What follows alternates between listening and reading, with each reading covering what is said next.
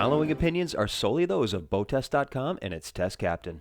Hi, Capt Steve for BoatTEST.com, and today I'm going to be taking a look at a really unique boat from Eastern Boats. This is a company that started out making commercial boats and then morphed into making recreational boats for everybody. Now, when a company does something like that, you've still got the strength of build, the quality of the character and the lines, and the handling characteristics carried over into the recreational market, and there's a lot to be said for that. So let's talk about what's going on here. Now, my first glance around this boat, it still has that utilitarian look to it. We don't have the teak and holly sole. We don't have a finished teak cap rail. You can get those, but then the question becomes, why would you? This is an easy to maintain boat, and that's what's so appealing about it. Now, it's important to note that I've been on a lot of boats, and there always seems to be a compromise with either having functionality on the deck or space, not both, but this seems to have found a really nice balance between the two. And again, it's still further customizable. You can get an open layout to put deck chairs in. There's even room to put a cooler underneath this seat. Now, let's start first with the cockpit seating. The first thing I notice is that all the seats are molded in, and they're modular, so you can replace these with any kind of a change you want. L seating in the front, delete the back seat, that's all good to go. There's naturally storage underneath each seat. I think one of the things I might add first off, maybe some grab rails along the sides. That's certainly a doable scenario with Eastern Boats.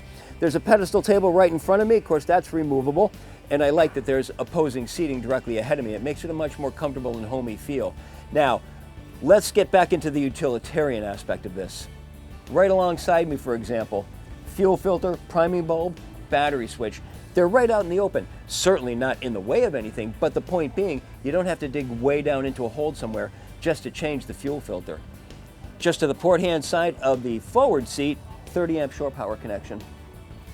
Now, every time I see a shore power connection, I ask myself, what is it connected to? Well, in the case of this layout, it's a dual voltage refrigerator and a battery charger. We also have 110 outlets located around the boat, so we can bring our coffee maker on board, things like that. And of course, the big item that we could get, but is not on this boat, is air conditioning and heat. In the center of the cockpit deck, hatch held open by a gas assist strut and plenty of storage inside. One thing I think I'd make a change request on is this little handle for opening up. It's a little hard to get a hold of. I think a turn and lock or a lift and lock latch might be a little better. We've got 28-inch high cockpit depth, and I see excellent drainage going back and overboard, not into the bilge. And again, I'm very impressed with the fact that this utilitarian decking manages to stay. You know, if you want to up the scale a bit, you can get the teak and holly, you can get the woven flooring, you can get matting, non-skid, anything you want, but as I said, the question becomes why? The cap rails, 8 inches, molded in non-skid, 10-inch cleat. I mean, that's bigger than it needs to be, and I like that they made a combination beverage holder, rod holder on both sides. Over to the port hand side, bit of a galley up arrangement with a solid surface counter. I like the raised teak fiddles going all the way around, stainless steel single basin sink and refrigeration underneath. Now, there's a lot of open space here that can be used for serving, but we can also option it out for a stove, any kind you want, either electric, propane, take your pick. Now, directly across, the helm seat obviously swivels so we can join the crowd. It also slides fore and aft and includes flip armrests, and it's all mounted to an 18-inch platform, which is at a comfortable height not only for joining the crowd, but for acting as a footrest. Underneath this platform is open storage. Now, as we get into the more enclosed area of the cabin, 6 foot 7 inches of overhead clearance, and while it still has a little bit of the utilitarian look and easy to maintain look, I should specify, we still have some nice touches of nautical flair with the teak trim going around. But what I really like about this area is the ventilation capabilities. We can open up the 2 side windows. The 2 forward windows open up all the way to the horizontal, so great ventilation going through here. But more importantly, we can also close it off, and then there's a standard enclosure that goes all the way around the back, so we're really having a comfort level in the shoulder seasons. And the ease of use continues with these windows in that they're all manually opening. No button pushing, no electrically actuated, nothing to fail. The helm is starboard side mounted, and it really has a clean and uncluttered look to it. Still room for a 9-inch display in the center, electrical switching over on the left-hand side, 2 gauges, RPM and fuel, still accommodations for a bow thruster. Trim tab controls are up ahead, along with the windlass control, and the throttle and shift binnacle is over to the right-hand side. The steering wheel is mounted on the vertical, and it has a steering knob. That's going to come in very handy. Still with the hydraulic steering, and the ignition is just to the side of that.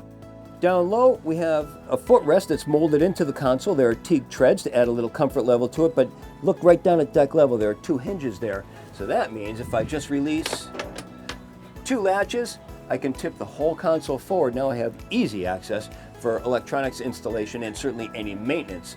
Now if I close the console up and latch it, what I really like about it is the fact that there's this opening side window next to me, and I can slide the screen forward, and now I have easy access to the midship cleat, so I can tie this boat up short-handed, certainly single-handed.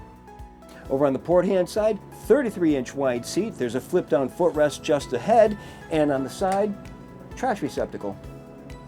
Making my way to the bow, 12-inch wide side deck space. The rails come up 20 inches, and they maintain that 20-inch clearance all the way up to the foredeck. I like that there are teak grab handles both low and high. Now on the foredeck itself, 2 10-inch cleats flank a Lumar Profish version windlass. That leads to an anchor roller which is mounted on top of the deck, and because this was originally a workboat design, there's a collision bulkhead right behind that windlass. Down below in the cabin, a hatch will lead you through that bulkhead to the road locker. Now bifold door opens up and leads us to the cabin area. V seating, we can of course put a filler cushion in and make it into a berth. 80 inches long by 80 inches wide at the stern and tapering to 17 inches at the bow. Headroom is 58 inches and 39 inches on top of the cushions. There's a hanging locker over to the port hand side with shelf space above, surrounded by teak railing. Battery switch all the way forward, that's going to be for the bow thruster. And there's a marine toilet that we can get as a porta potty or a ceramic toilet. There are shelves to both sides, trimmed in teak. And there's plenty of ventilation from opening port lights and an overhead hatch. Back a 28-inch deep platform. There's a reboarding ladder over on the port hand side, and of course in the center, 150 Yamaha. You can get either Yamaha, Mercury, or Honda. There's of course options to go higher than 150, but this boat isn't really about getting it into a higher speed. It's a Downeast hull design, and it's more comfortable with that 150 horsepower outboard. If you go any more than that, now you're going to be trying to oppose the seas. This one likes to accommodate the seas, and it does it very well. The Eastern Boats 248 Islander has a length overall of 24 feet, a beam of 8 feet 6 inches, and a draft of 15 inches. With an empty weight of 3,500 pounds, 45% fuel, and 2 people on board, we had an estimated test weight of 4,463 pounds. With a single 150 horsepower Yamaha 4-stroke turning a 17 by 14 1/4 3-bladed Reliance prop and spun up to 5,700 RPM, our speed topped out at 39.8 miles per hour. Best cruise was measured at 3,500 RPM and 17.3 miles per hour. At that speed, the 5.5 gallon per hour fuel burn translated into 3.2 miles per gallon and a range of 257 statute miles, all while still holding back a 10% reserve of the boat's 90-gallon total fuel capacity. With the throttle pinned, she'll come up on plane in an average 4.3 seconds, and she'll hold that speed on down to 11.4 miles per hour. She'll continue accelerating through 20 miles per hour in 6.8 seconds, and the bottom line is, this boat is a flat-out, absolute joy to drive. Everything about her handling says keep going. This Downeast hull design isn't made to be a speed demon, and slowing down to sedate cruising really improves things. Yes, she'll go almost 40 miles per hour, but that's not what this boat was intended for. Drop her into the high teens or low 20s and cruising takes on a whole new meaning. She runs with the aft half of the hull in the water, and that's how she's meant to. Turns are sedate, but make yourself aware that hard turns to port will completely block visibility as the hardtop drops down into the line of sight. Not a big deal, but clear the turn before initiating. Back at the dock, if you turn the wheel hard over, forward will turn the boat, while reverse will pull the stern in the direction you want without turning the whole boat. Add a touch of the powerful bow thruster and she walks right over to the dock. Remember, just a touch of bow thruster. More is too much, and trust me, after she's tied off, you won't want to step off this boat. Better is to have people join you aboard. I really like the Downeast design of this, and she's got a great comfort level, especially with the amenities that she's got on board. But because she's got that Downeast lobster style, she still has that utilitarian feel to it while being comfortable and relaxing. I suppose if I had to come up with a phrase, a gentleman's lobster boat would be a nice one to do it. And that's my full features inspection and performance evaluation of the 248 Islander from Eastern Boats. For BoatTEST.com, I'm Captain Steve. We'll see you on the water.